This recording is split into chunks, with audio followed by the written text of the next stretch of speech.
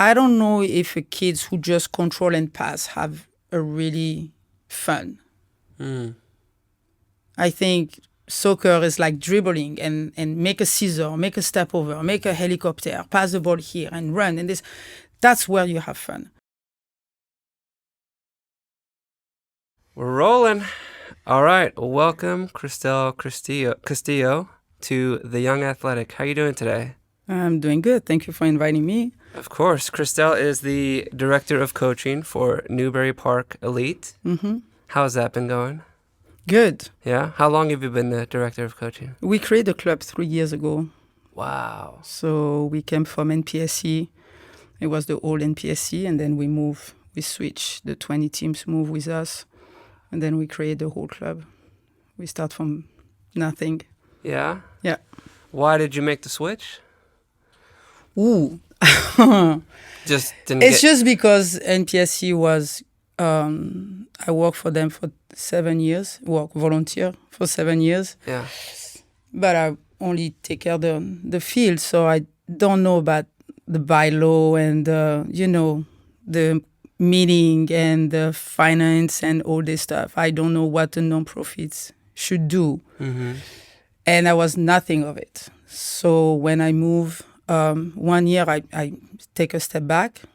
Then all the question was raising, and so we decide to, okay, let's build our own club. And at that time it was 20 teams, and then 18 following us. And the last two who stay in NPSC for 3 months follow us 6 months later. So, wow. So how many do you have total? Right now we have 26. 26 team. Wow. The difference is that NPSC I was basically running on my own, doing everything, and then there was 2 people on top who was in the office and do the finance. Mm-hmm. NP Elite there's 13 people in the board, and everybody do what they have to do, and I have more space for me stay in the soccer. So it's like 200 times better than what I was doing with NPSC, because those people know what they're doing. Now we do the meeting, we have a board, we have a law. Even me, I learned some stuff administratively, but it's 200 times better. That's good. Yeah. It's just more people involved and more people helping. Yes, and the people from the board are manager or parents or coach, so they are on the field, so they know what's going on. Yeah. So I think that's the key right there. If you have people in the board who doesn't pay attention, doesn't know the name of the team you have or how many teams you have, and doesn't know the problem on the field, there's a space here, then you cannot, but they know what's going on. Right now, I go out from the practice, there was 3 board members on the field because they are manager, so they are close. And now people doesn't know just Christelle. They know where to go for the finance is that person, for the equipment is that one. And so they know where to go. They don't just call Christelle all the time. So that's better. But everyone loves to talk to you. You're so popular. No, it's just the accent. They won't talk to me when I'm going to say something nice. No, when they have a problem with me, they don't want to talk to me. But no, it's just the accent. Well, do you want to talk a little bit about where you're from? Obviously, you're from France. Yes, it's Corsica. It's an island in south of France, in the Mediterranean Sea. It's beautiful. It's amazing. Yeah. Yeah. And when did you come here? How did you get I came over here 22 years ago. Okay. I came here because a guy was a friend of my boss over there in France. And then he told him then, I need some help for 6 weeks in summer. So I came here and didn't talk English. Don't know what is this country, or the most plane that I did was 45 minutes to go to Corsica, and then all of a sudden I'm arrived here in LA. The freeway is like 6 lines everywhere. I mean, I live in a village. There was 21 people. Oh my gosh! 1 street, and only one car. If you have 2 cars, you need to stop to let it go. And then all of a sudden I'm here in Hollywood and this. It's like, it's crazy. So then after I go back, I got problem with paper. So 13 times I have to go back and forth every 3 months because I didn't have visa. Oh, wow. So that's take like 3 years. Then finally I speak English a little bit to go to school. So I got my student visa for 5 years. So I graduated from Moore Park. And yeah. Moore Park College? Yes. Nice. And then when I finished to pay all this tuition, all this stuff, I met my husband, who's Josue and Mexican, and he fixed my paper, basically. So we get married. 3 months later, I was pregnant, and that was it. Speedy Gonzalez. That's crazy. That's insane. That's completely insane, yeah. Do you feel like, I mean, I've never lived in another country for that long. Have you? Do you feel at home here? Do you miss home? I mean, what is that like? I'm American since a year now. Okay. And there's something about this country here that French do not have. I don't feel like I'm French because I'm from Corsica, so it's a little bit special. In Corsica, we have flag everywhere. We have our flag everywhere. And the first thing I saw here when I arrived is the flag, the American flag everywhere. So I love the proud of the American people because I can relate it to that. So you came here 22 years ago, you said? Yeah. So 2003, 2004? Yeah, I was 24 years old. Yeah. I came with 2 backpacks and $400. And the only English I know was, "Good morning, I love you very much." And that was 4 p.m. So even good morning wasn't good. But yeah. Yeah. Wow. What a story. It's, yeah, if I talk to my teacher, my English teacher in school, they will not believe it because for 7 years I didn't learn anything. And now I'm here. And no, that's crazy. But I love it. The good thing about living, you have to be open-minded. You have to understand that some culture has some stuff that you don't have, but you have to be open-it. I remember the first practice I got, it was so hot. It was August, and it was so hot. And I did like 5% training, and I arrived to this big house where I was living. And in France, I live in the 8th floor, and when you take the elevator, you can smell at lunchtime, at 12, you can smell which floor doing what. So the first floor is going to be pasta, and then on the top you have ratatouille, and you can smell the thing. I arrived at 1 o'clock in this big house, nothing, no smell. I said, what the heck? And so in my mind, I said, okay, this is America. They're going to put the peel in the microwave, and then 5 minutes is going to be a big chicken, right? I don't know. And then, so I arrived, this lady's friend of mine, unbelievable. She didn't speak French. I don't speak English. And then she's like, "Do you want to eat?" So my friend told me, say yes every time.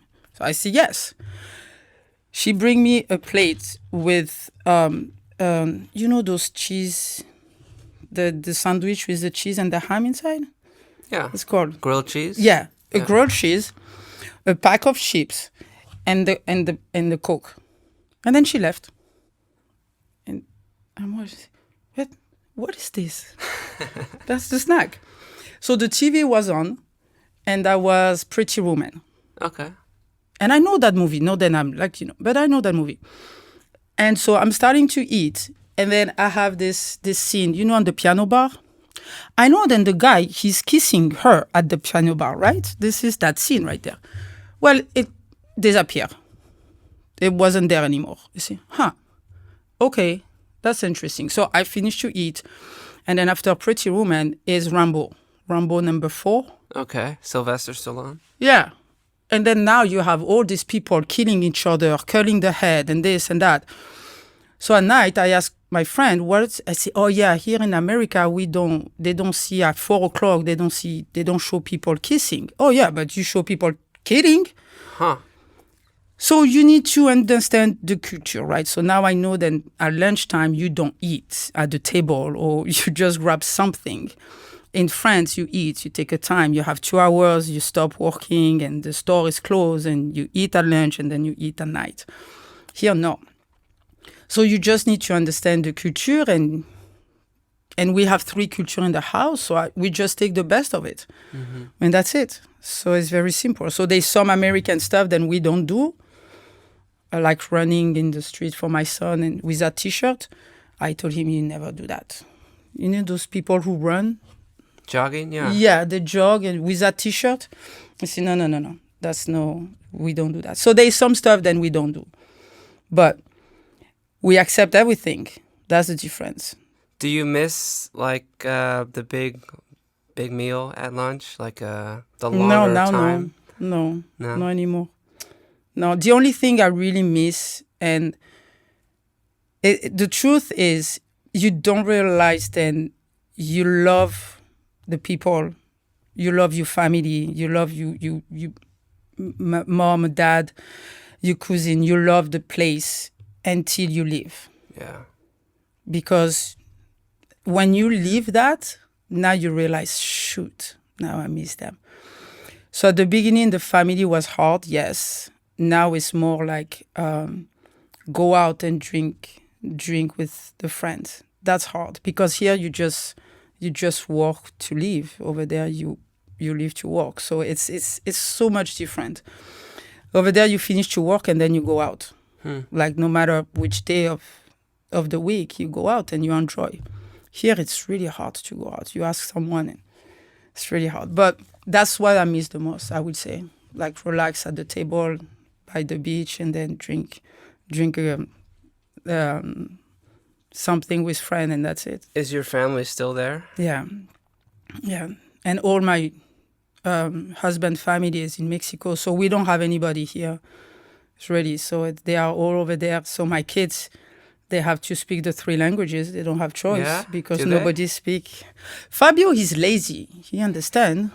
He's lazy. Danny, yes. Danny is the European kid. He's going to live in France, I think.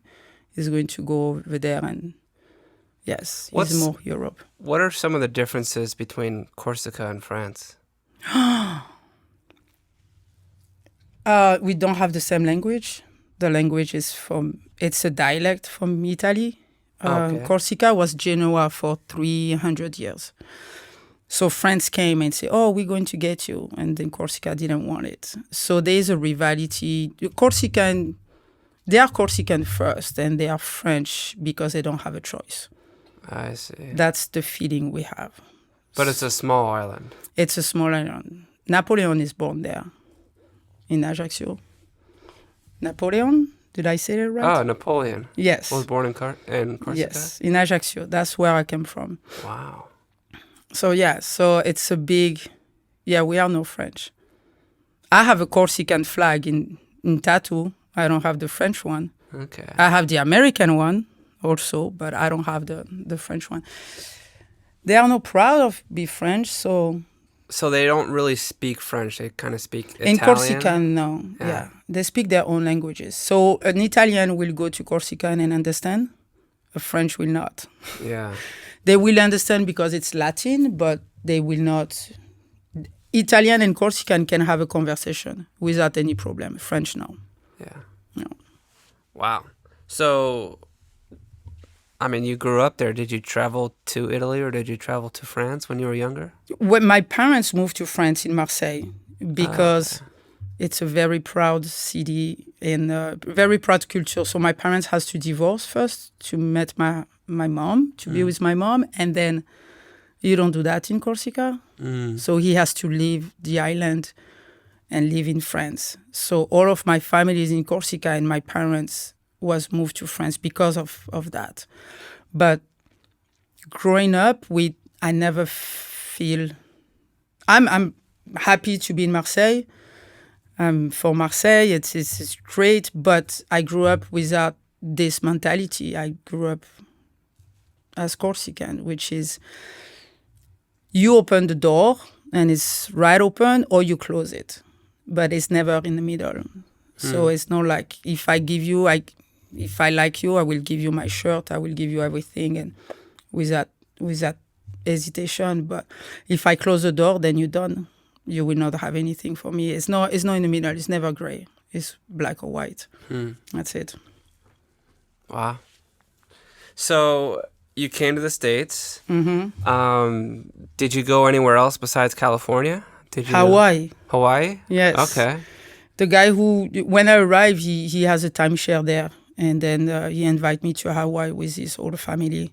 Wow. The guy took me, it's Chris, and he told the coach, he said, she doesn't speak French, she doesn't speak English, she has no idea what she's doing. Let her come with me and I will take care of her. So he was French, and he came to the country when he was 10 years old. And then he told me, well, I try to give it to you now. It's because some people give that to my dad when he arrived with 4 kids. So he passed on. And he told me, I hope one day you will be able to do the same. So I'm waiting to help. But now he give me everything. He give me a car. He give me a food for a year and a half. He take me to all those places with his family. He has 3 kids. I was coaching one of them. But no, this unbelievable what they did. They did my wedding. They invite like 120 people in the class. We like I say, with Josue, we get married right away, really quick.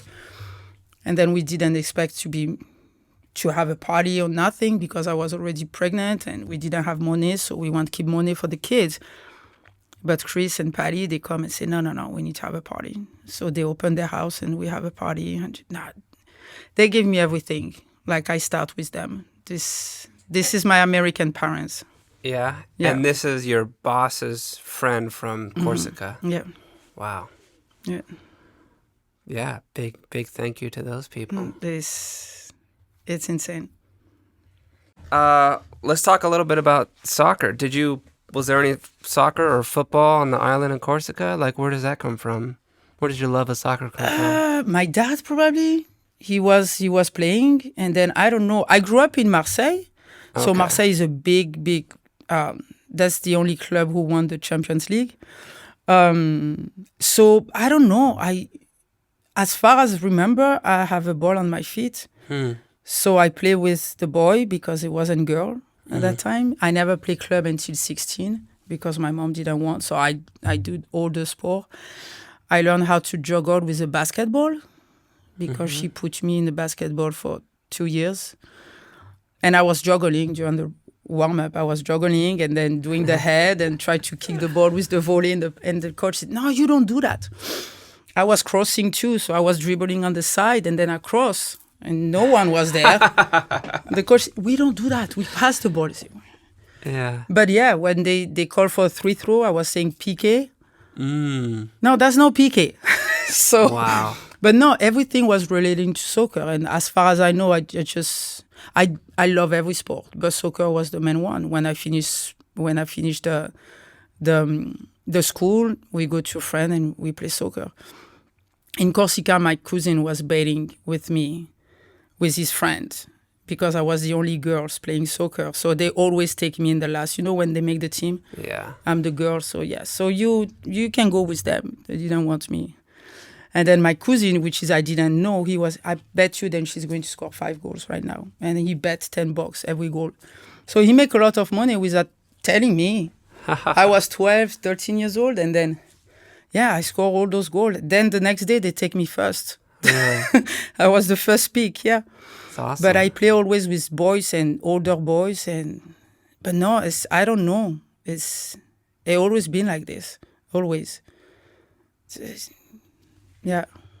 Did you follow Marseille as a kid? Yeah. The club as a kid? Yeah. Oh, I have the thing, and I was in the tattoo. I was like 16 years old, and I was doing the drums. The drums in the fan in the north on the north side.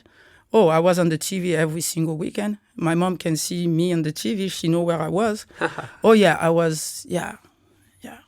When they won the Champions League, I have a motorcycle at that time. I was 17, I think. I have a motorcycle and I run around all the city with everybody. My teacher, my math and teacher saw me, and then the next day says, "So, Christelle, how was it last night?" "Oh, that was good."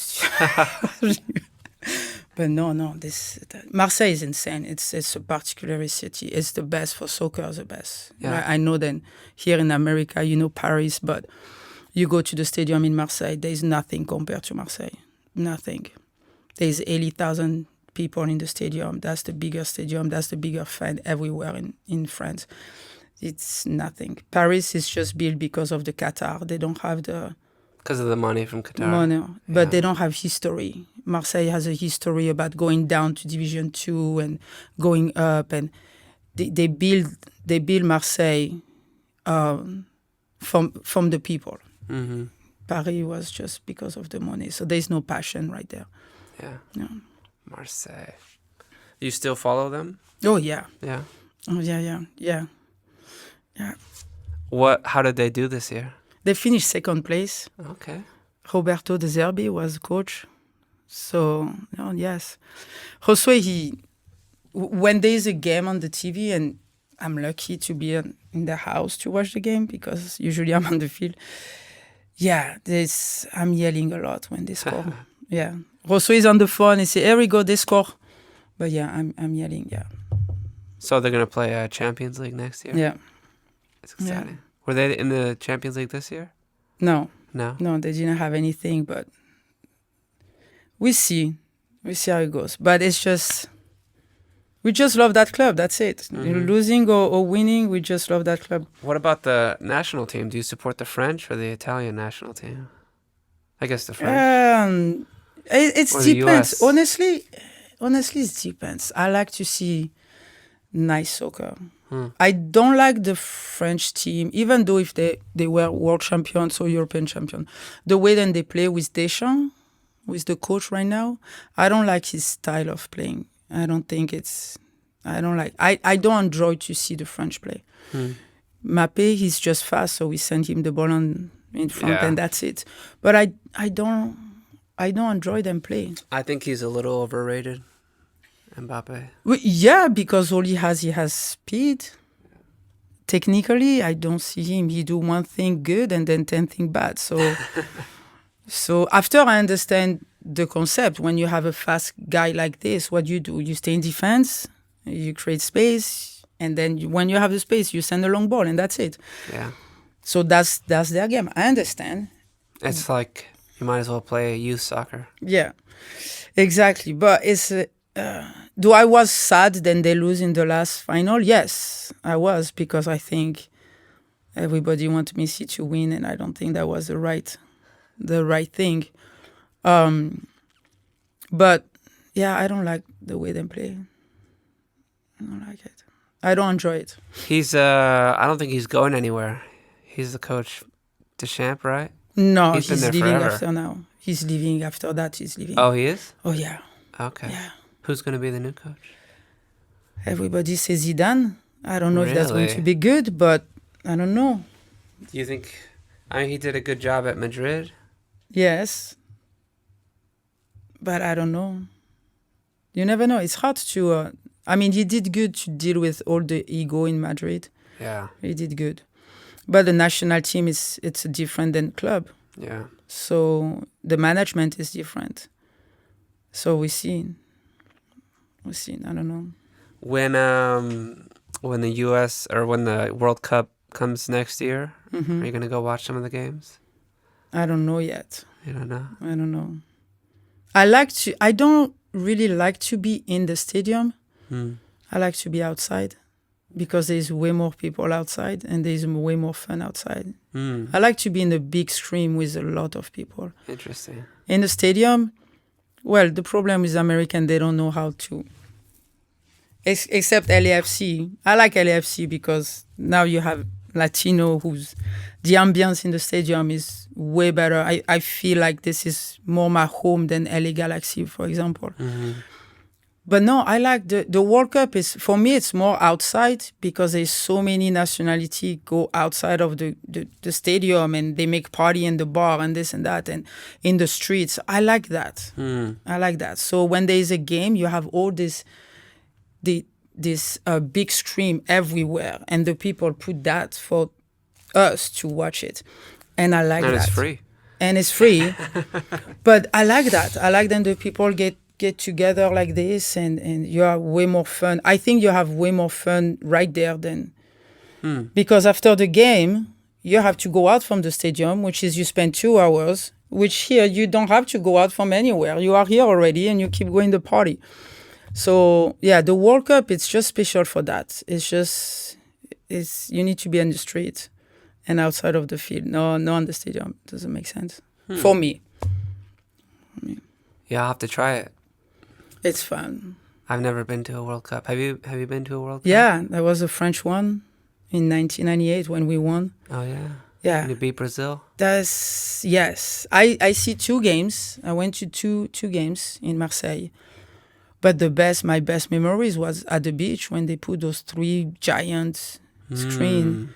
And then we were there at the beach. And then there was so many people, so many countries, not even the same country who was playing at that time. But it was so fantastic. It was amazing. I mean, I talked to you and I got the fist bump. Not about the game, but about this. The experience. Yes, the experience. But yeah, the World Cup, you have to live it. You have to feel it outside. It's great. It's a good ambiance. It's good. Well, I'm excited to try that. Yeah, it's nice. I traveled to Brazil in college, and we just played soccer on the beach all the time. And when you talked about that, that's what I remembered. Yeah. Just being outside, and they're good players down in Brazil. Yeah. That's why I say you don't need the shoes, $200 shoes. No. Oh, yeah. You don't need it. Oh, yeah.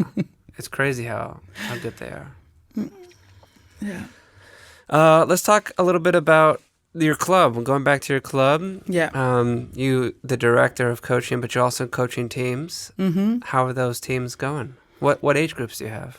So this year I only have one. It's the boys 14. Okay. I used to have 4. And Josue used to have 4. But I have 2 sons. One is 2008. Oh. And the other one is 2016. Same dad. 8 years apart. That's it. But I miss my first one. I didn't see him play because I wasn't coaching him. So I was coaching over. And I realized then, stupid discussion with a guy then I just met at work. And then he was asking me about my son. And, so he plays soccer? Yeah, that's been 8 years. And then when I say 8 years, I was like, I realized then I might see like maybe 10 games, 12 games years? In 8 years. Wow. And, it took me like, wait, what? So since that day, I start to take it off teams and I coach less because I have the other one who's just 9. And I say, I'm not going to do that same mistake. I say, I did one and now I realized and I miss it. I'm not going to do that. So I only have one this year. I have the boys 14. Hopefully in the spring, I give it to Josue. And I don't know if I will coach again. I will just follow my son. And I don't coach him. So I was able... Last year, I coached him, but not this year. I don't want to coach him. I just want to be a mom. Which is weird because I need to think about taking the chair. And, the water and the Gatorade, whatever the mom do on the weekend, which is weird. So I need to get ready 2 days in advance to don't forget anything. But no, I just want to see him. I don't want to miss him. So no, I just have the boys 14, the Venom. I think this is the soccer-wise, is the best team I never coach. Like I love to see those kids play.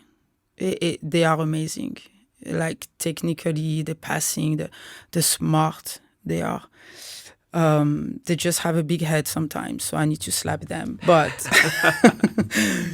But no, it's unbelievable soccer. We lose game, but the way then we lose 5-4. I don't care. Yeah. We play up. We play 1 year up, but it's just fantastic. I have a kid who's the last goal of the season, he scored a bicycle kick from a corner. Like they do things then amazing, and it's everybody.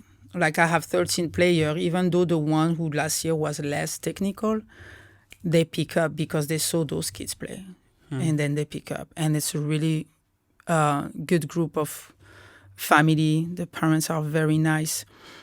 And it's hard because you have a Latino side and the American side. So it's always hard to combine both because the language and the culture, and so it's hard. And then the Latino work a lot too. So it's hard, but we make it happen. We make happen. I don't know. I'm right here in the middle, and that happening, and I just enjoy them just to see play. And I have a coach who told me, "What you do with them?" I say, "Nothing, nothing. I don't. They are smart. Yeah, they are smart." How do you think they got so good? Well, they play in the street. Okay. So I didn't teach them how to play soccer because they know. And what I do is then I teach them to play on the team. Yeah. So they love to dribble. I like to dribble too. So keep going, dribble, but dribble for the team. Don't dribble for yourself. Instead to dribble 4 kids, dribble just 3. That's it. Dribbling, I try to explain to them. Dribbling, it's fantastic. If you have... I like to see the kids play. You know, some of the team, they pass the ball, like they like to pass the ball, control pass. And you see those team, like 10 years old kids, it's boom, boom, boom. Okay, I watch them play and I like to see them play. I just like them, this is not my team. Mm-hmm. Because I feel like this is a professional team. But they are 10 years old. So maybe in 3 years, they're going to stop soccer. Or in a high school, they're going to stop because of girlfriend and boyfriend. I don't know if kids who just control and pass have a really fun. Mm. I think soccer is like dribbling and make a scissor, make a step over, make a helicopter, pass the ball here and run. And this, that's where you have fun. And then after, if the kids want to keep going, they will keep going. They will go through and they will go to high school and college and university, whatever. They will go, but they need to have fun. So I told my kids, just dribble for the team, give everything you are. I teach them the respect. Some of the kids run to go get the ball. Go behind them and help them because respect their effort. Be generous on your effort. You want the ball, you want dribble. That's a lot. This is tiring to dribble. Mm-hmm. So pass the ball sometimes. Like this, you stay the whole game. If not, you need to go out. And that's not the point. So I try to explain to them that. See, I never play against any team. I play against myself. And I told them, you play against who? We play against us. Yeah, because you are lazy, you think you are God, and you don't run enough. So yeah, you play against all this. Soon as you walk on the field, play against that. You don't play against anybody. You just play against yourself. So I try to teach them something they can use in the future as a grown man or a grown girls. You know, when they're all going to live in the community and working with people. Most of them is not going to be a professional soccer player. And then I think some of the coach forget that. Mm. Just have them to have fun. Maybe that's their best year right there. And they're going to remember that these kids make a bicycle kick on the field and these guys make a pass. And so they're going to remember that and having fun. That's my philosophy of soccer. I don't care about winning or losing. That's not important. It's how you win and how you lose. That's what I'm concerned. I don't care about winning 1-0. I prefer to lose 5-4. That's more exciting. The game is more exciting when it's 5-4. No 1-0. Who cares about 1-0? So that's... But there is some good player who play very... There is a parent who came to me and said, why, Christelle, sometimes maybe we need to teach them how to pass the ball like them and this and that. I say, you kids, you are Mexican. Your kids doesn't pass the ball. What is wrong with you? You want me to teach him how to pass the ball? Like this American? You don't play like that. So why you want me to force them to play like this? Let them dribble. Let them have big confidence with the ball. They are smart. They know when to pass the ball. They are smart. Sometimes, yes, you need to tell them, but they are smart. They know. All they need to do is be confident with the ball. Don't be afraid to have the ball, to handle the ball, and don't be afraid about that. Then the pass is coming. And that's what happened. Most of the time after the game, people came to me and say, oh, the pass was amazing. I never work the passing. I never do passing. But that's the most important. That's the most things that people say to me. Wow, they pass so great, Christelle. Thank you. I never teach that. I don't teach that. I don't teach passing. Where do you think your philosophy comes from? For me, Yeah. because I was playing like this, Okay. when I have a coach who tell me to pass the ball, I didn't. So he gave me 10 balls for Christmas. So he gave me 10 balls for Christmas. Say, here, with those 10 balls, now you can play soccer. When you play with me, you're going to pass the ball. So I stay Christmas, I stay in the house, and I didn't go back to the field. Wow. I just realized that when I have fun, and it's better when you have a ball. Soccer is with the ball. You don't do track. Yeah. You don't run after. You need to have a ball. So get the ball and do something with. Don't release it. It's the worst thing you can do is release right away all the time. I don't say no, do it. Sometimes you have to do it because that's the game, but no every single time. Just have fun. You don't touch the ball enough already. I mean, if you take a player, how many times he touched the ball? Yeah. Like 5-6 minutes total in the whole game?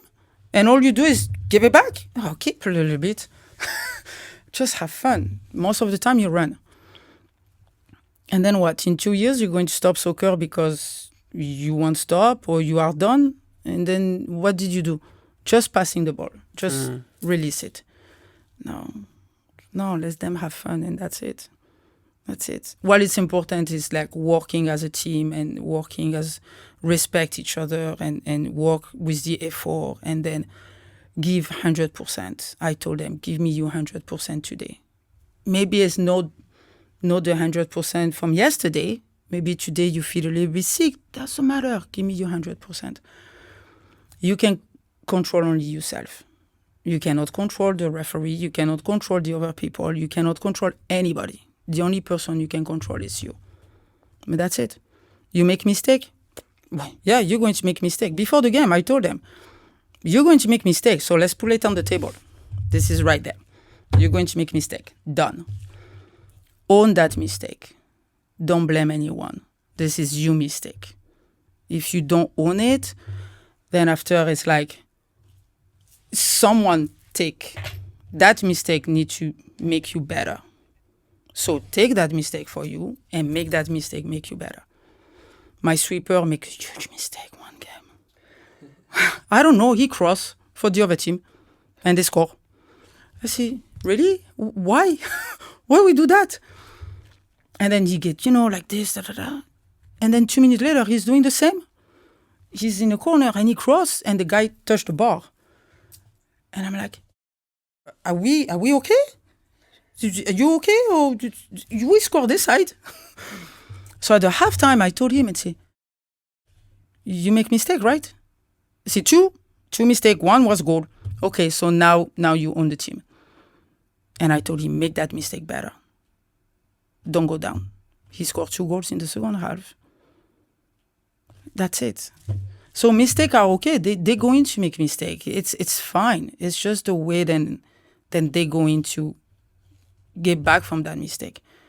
Don't blame anyone. You make a bad pass, well, you make the bad pass. When I was young, I make a beautiful pass. Those girls didn't know how to play. But I always say sorry. Why you say sorry? Because she missed the control. Because she wasn't that good. My coach told me that I was the best player on the team. So I need to give more than everybody else. He was a really old coach. 80 years old coach. And did you like him? I love him. Yeah. Because he teach me. I think be a leader on my team may come from him because I realized that more you give to the people and more they're going to work for you. You're going to receive way more than you give. But you have to do the first step. You have to show them that you are here for them. And then you have everybody who's going to work for you or do things for you that you don't expect. And then the first game, he told everybody, okay, guys, so listen, every ball that you touch, you're going to give to Christelle. So we played 7v7, right? Oh, I was so happy. I'm going to have all the ball. That's so nice. Yeah.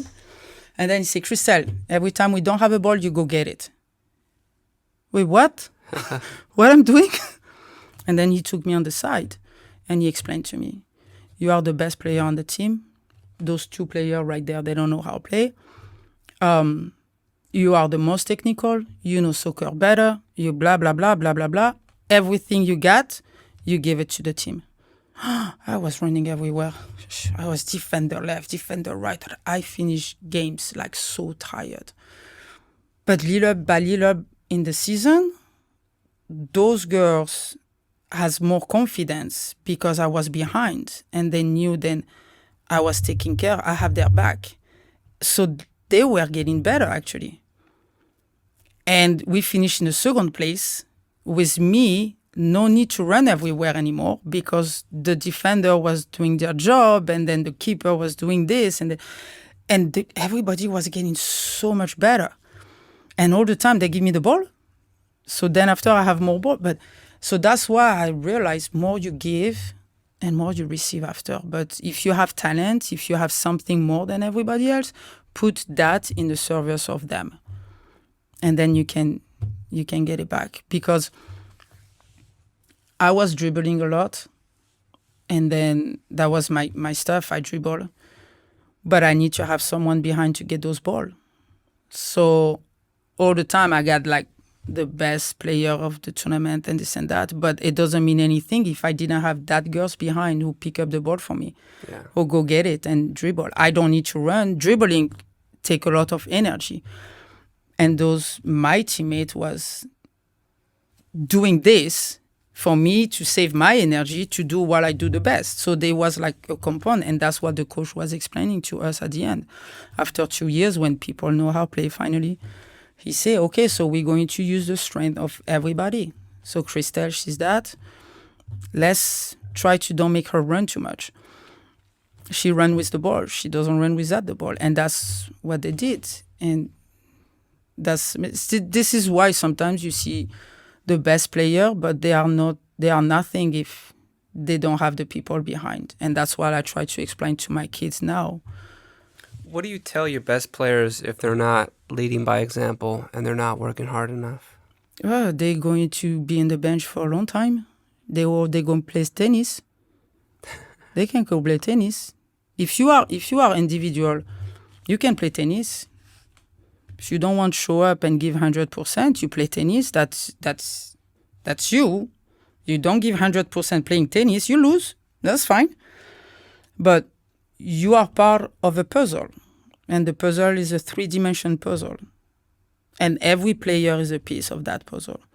So depending of how you're going to play, the picture is going to be different.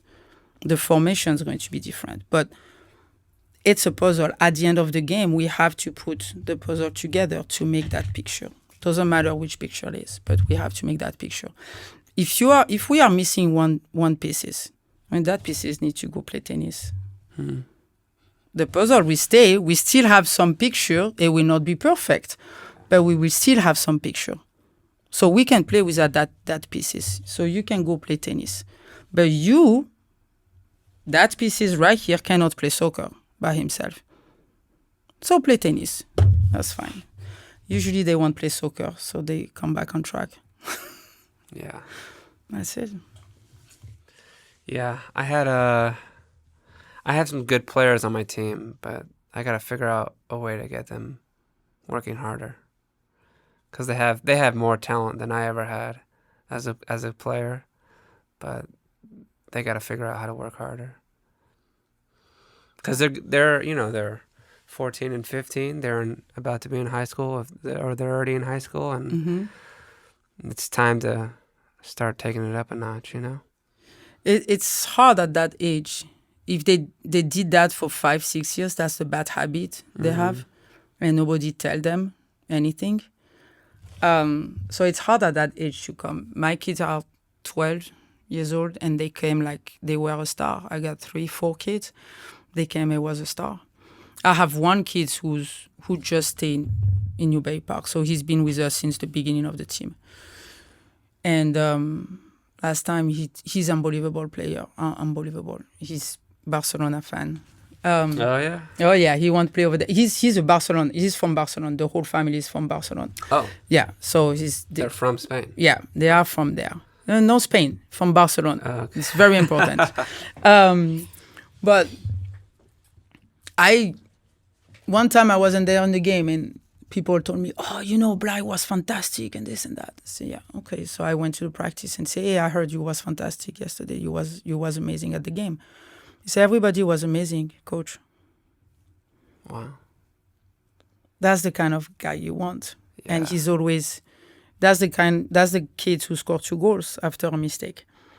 So you teach them to be a leader, or those kind of kids who think they are God. You just need to take them individually, because if you take them as a group, you're not going to get them. Everyone has a key, and everyone's going to turn out. Depends on what you're going to say. So it's like, that's why sometimes it's nice to have different coach, because you can touch them differently. Yeah. So every case is different, and this is why I like about this job, is then even though I do that for 30 years now, is every kids are of course you see a lot of, now you have experience. Some of the kids, instead to talk to them, you slap them. So like this, that's the right way to do, right? I'm joking when I say that, only my son. But you know what they need, right? But there's always one kid then, that's new. Okay, let's try to figure it out. So it's a lot of psychological thing with them. Some of the kids, you're going to have them right away, and sometimes you lose it. I have one, then it was hard to get it, to make him understand, because he knew everything and nobody told him everything before. And I'm the one who say, "Hey, you need to run a little bit more. Who you think you are?" And I got him, and then I lost him. After 2 weeks, I lost him again. So I took him out, and I told him, "Hey, you want to stay on that team or no? Because you can sit down here, because I don't see you running like you're supposed to run. Everybody can run. So you go get there, and then you run." And then he went back. He went back on track, and then he did it. So at one point, you need to take them on the side and try to figure out. But don't be afraid to be strong. I know I don't give any... I don't have any favoritism. I don't have any, kids then I take, oh, yeah, everybody needs to come on time. You don't come on time, you don't start the game. I don't care who you are. I start with that keeper. I don't care. Keeper show up with a burrito 2 years ago. 30 minutes before the game, walking with a burrito. "Hey, my friend, how are you doing? Go, sit down on the bench. Where are you going? You don't play." 10 minutes with that keeper. Don't care. That's the way it is. That's respect. You respect. This is not just about soccer. This is the time to come. I got 4 kids show up. The game was at 8 o'clock. They show up at 7:50. They stay on the bench. They were the star. That was like a month I coached them. They thought then they can play. Yeah, stay on the bench here the whole first half. They didn't play. Then the second half they came and they played, and that was good. So I said, "So what? What did you stay on the bench?" "Oh, because we came late." "Yep, I know." And now they are 10 years old. I know they don't drive, right? But the parents saw they was in the bench. So that's important to the next game at 8 o'clock. They were there at 6:45. Before me, they were there. All of those 5. "Coach, we're going to play today." "Well, looks like you're going to play." "Yeah, you start the game." But so this is why it's really important as a coach. It's a set rule for everybody, no matter who you are. Doesn't matter. You have to do it. And if you make an exception, then you're done. You will have problem with parents. You will have problem with kids because you don't set the rule. And me, they know.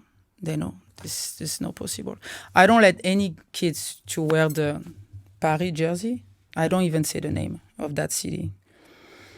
The capital. Nobody wear the jersey. No one. They are not allowed. The Paris jersey. Yeah, not allowed.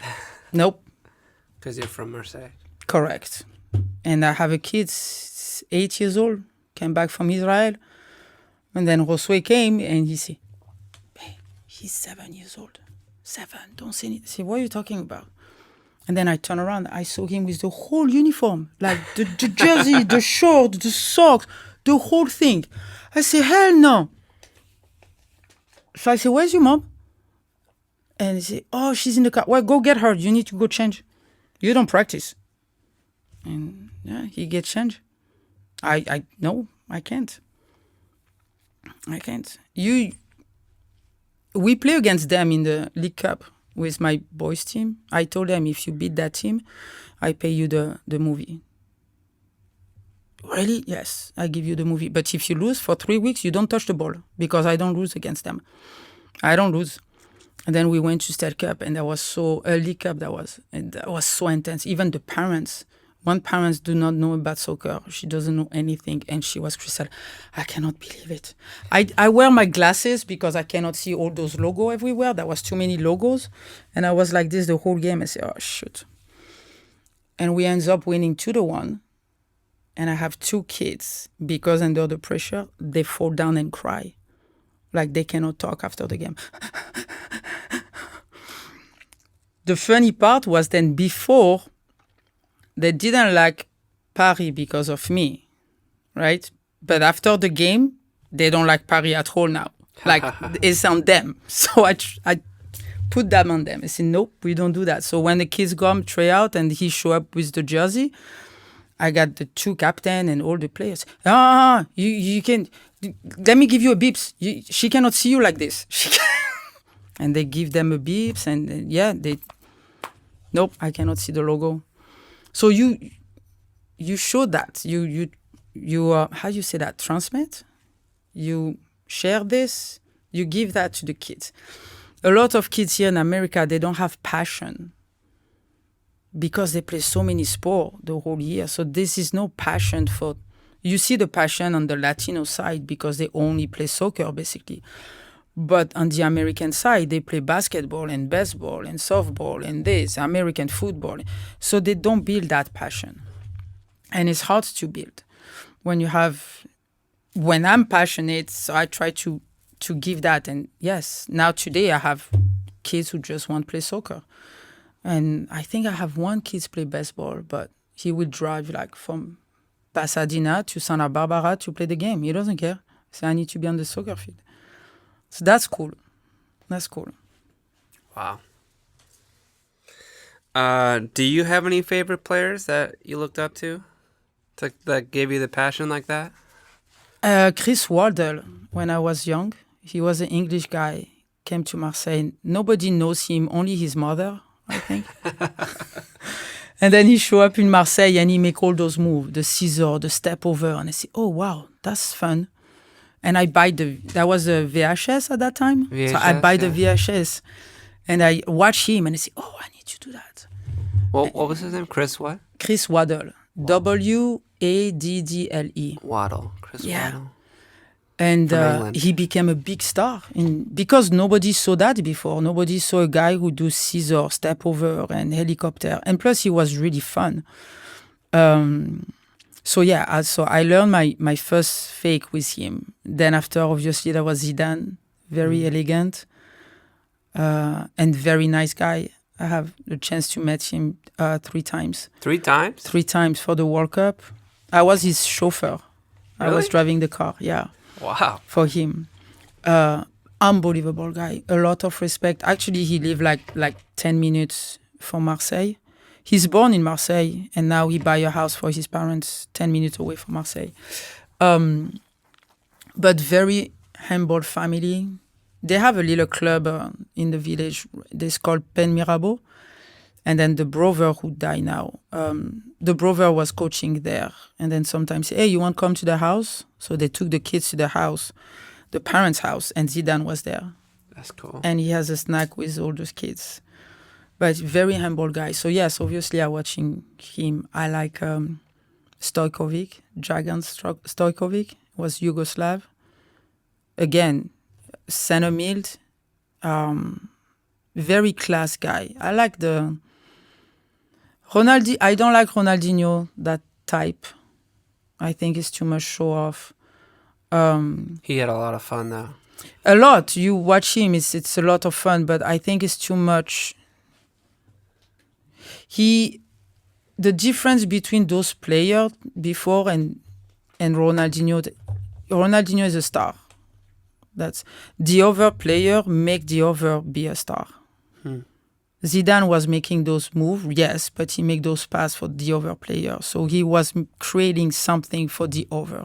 Ronaldinho creates something for himself and then score goals and this and that. So he was dribbling the five. It was nice to see. It was great, but that was him. So the team was playing for him when Zidane or Stojkovic or Wader was playing for the team. So I think that's different. Yeah. Where does this team mentality come from for you? You're that coach that you had as a little girl, or a book maybe that you read, or no book. No book. No. You've just always been that way. You'll sacrifice for the team, put the team first. I think that the guy who told me that the first time, that's when I realized, because it was true. I mean, I play with that team. My sister played basketball for 5 years. We built that team because we didn't have choice. So that was only 3 players. So we grabbed the player from the streets. They didn't know how to play soccer. We just want to play soccer. But no, it reasoned to me right away. And that was true. I was tired, but it was true. All around, those players getting better. They were better, and they really appreciate me. I feel that way. They give me so much at the end of the year, and then the next year even more. And that was really cool. And I never like to be in front. I won't be in front when there's a fight. I'm the first one in front. Yeah, that's true. But when there is a success or something, I never put myself in front, because I always do a collective sport. So I don't feel like individual need to be. There's no individual if you don't have a team behind you. That's simple. After, yes, you have more talent. Most of the golden ball, it's the one who scored the more goals. But who give those passes? The defender, you never have a defender, like barely have a defender. And we have good defender there. If there is not those defender taking those balls, giving to the offensive, those offensive doesn't do anything. So I don't trust on the individual trophy, because there is a team. So when I do something, I do it because there is some people behind me who help me. If I don't have those people, I don't do anything. It's not possible. We have a spring league. Yeah, everybody say Christelle. Yeah, good. Yeah, that's true. I do a lot of job, but if I don't have people behind me to do the spring league, what am I doing? I don't do anything. Nothing. So yes, I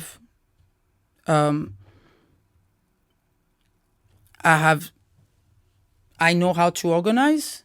I know how to talk to people. So I use that, yes. But I don't know the finance. I don't want to take care of the finance. Yeah. I don't want to take care of the website. I don't want to take care of those things. I don't want to take care of that. If I don't have this, I can be a good talk, but if I don't have the support behind, I'm nobody. I'm no one. So I don't success anything. So it's not me. Now, you have a problem? Oh yeah, you can call me. I will fix it. I be online. I take my responsibility. I protect the one who work with me, because I'm the one who choose them. So if they make mistake, well, the first mistake, it's me. It's on me, and I protect that. But yeah, I don't like these things right here. It's really hard for me, because I don't like that. I don't like. That's why I do soccer. I'm sure people are going to love hearing it. I've loved hearing it. Let's change a little bit. What are some challenges that you see in the future for U.S. soccer? for soccer players, U.S. soccer players? What do we need to overcome to maybe win the World Cup? Oh la la. If you were in charge of the U.S. soccer, I'm going to what would have you some do to good fix friends it? right now. Oh, man. I don't like the politic of the transfer player. I talk about this in SoCal. I was very in shock when I came here to learn that every parent, you can have like 6 or 7 new players on your team. Doesn't matter. In Europe, it's only 3. You can allow only 3 players to come to your team from another team. Really? Yeah.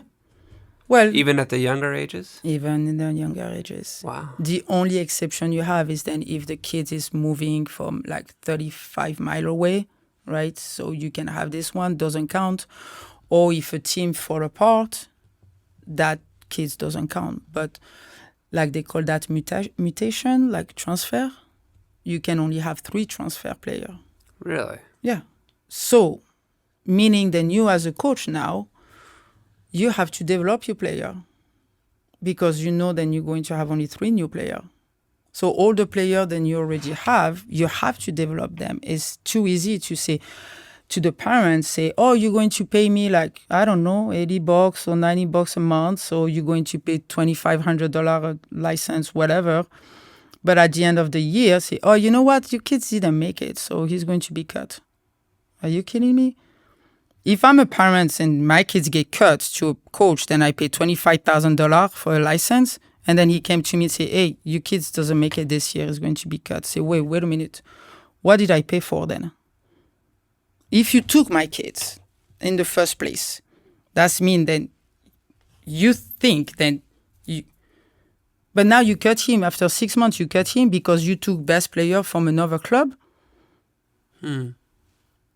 This is what I do not really understand, that mentality right there. I took player. I get paid for that player because I think then that player is going to make it. I never cut any player. Never. Does my player stay always with me? No. Some player want stop soccer. Some player want go back to AYSO. Some player... Yes, that's true, but I never cut any player.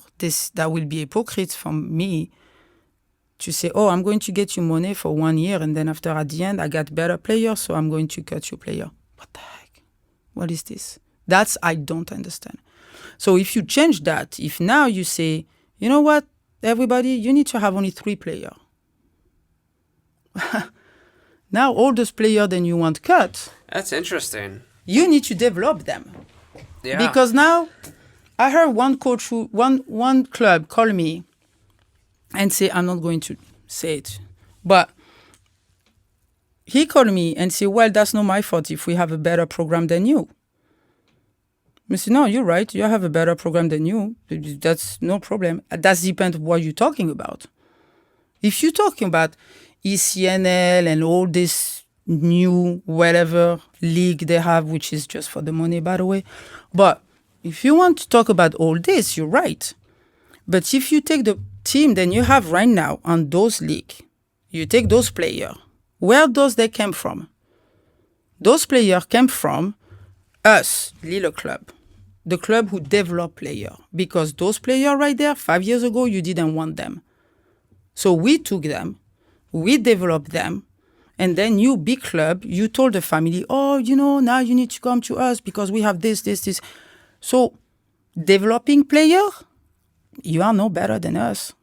We are. So don't spit on us because you need us.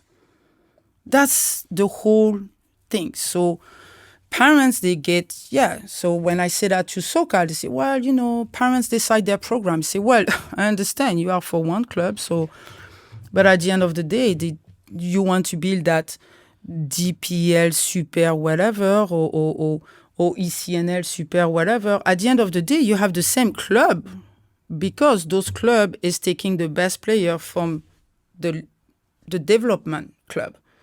So do you call them development club? No, they don't develop club. They just push player from the little one. Yeah. So I think this is why you don't have... If those clubs start to develop the player and everybody start to develop the player, well, now you have way more players develop because everybody's going to work in the same way, to develop the player. That's what you need to do. And in Europe, that's what they do. They develop the player. Every club has to develop the player. If not, you don't have team. You don't success. Do you go to the professional club after? Yes. If there is a professional club, they take you. You are 13, 14.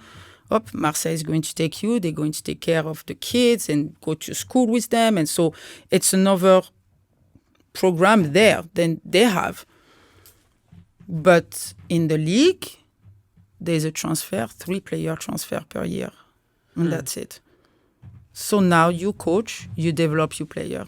And that's what we do. In NP Elite, I told my coach, I said, don't be afraid to lose your best player because the other player is going to step up. That's fine. That's fine. And I'm okay to be a developed player. I'm okay. If I develop the player and I lose my best player because they go to a better club or better team, that's the point of it. It's okay. But yeah, that club, I told them you are no better for developing. So it's I think this is if we try to do that in America, it will change a lot because there is a really good player here. If we can develop them, if we work all together as club, every club doing the same thing, this is going to be good. This is going to be great. The problem is not all the clubs have the same goals. Some clubs just want to make money. That's America. Yeah. Everybody's thinking about the money. This is America. You talk about the spring league. Like I told you, I make 53 cents an hour this year. I get raised. Last year was 49. But I don't do that for the money. You don't do that for the money. You want to do that for the kids. So if you are here for the good reason, that's I don't know. For me, it's just something natural. It's just natural. Yeah, I feel the same way. It's natural for me to put the kids first. My name is done. I mean, I already play, so my career is done, right? So now you're supposed to be there for them, and that's it, and try to guide them the best that you can. But yeah, here in America, it's a lot of money. You pay $2,000 here, and over there you pay $5,000, so it's better over there. I never understand that concept. This is the American way. It's better. This is the same bottle. This is the same water bottle. Same. But this one is $10 and that one is $5. I'm going to buy that one. What the? It's the same one. Nope. Yeah. No. It's tricky. It messes with your head a little bit. Yeah. So this is what I told my coaches and say, believe on the program, believe on what we're doing, and that's it. I always do something for the best of the kids and never against a club or never against a team or never against something. Never against. But always for the kids. So when you have that mentality and you have that goal, well, you don't care about what's going on around you. You just trust of what you're doing, and then people join and people leave and join and leave, and that's fine. But you keep going on your way without thinking about what's going on next to you because you don't care. You don't go against them. You don't do the same thing. So we do our stuff. That's it. And I'm good. I don't need a big club. I'm good. 26 team is enough. It's fine. It's fine. Well, Christelle, I really enjoyed listening to you and getting to know you over the years, and very grateful for the spring league that you put on every spring. The competition is the best balanced out of all the leagues that we play. Oh, thank you. And I know everyone appreciates you and your hard work and all the things you do for the league and for your boys. And we'll have to come back because I know you have more to share. No. That's the last time. So I don't like that. I've been speaking with Christelle Castillo of Newbury Park Elite. Thanks for coming on the podcast. No, thank you so much, Pat. It's a pleasure to know you over the years too. It's cool to have a good coach and be able to go to the field and see, oh, I'm going to see him. That's cool. It's a nice feeling. Yeah. It's cool. Say thank you. Thank you.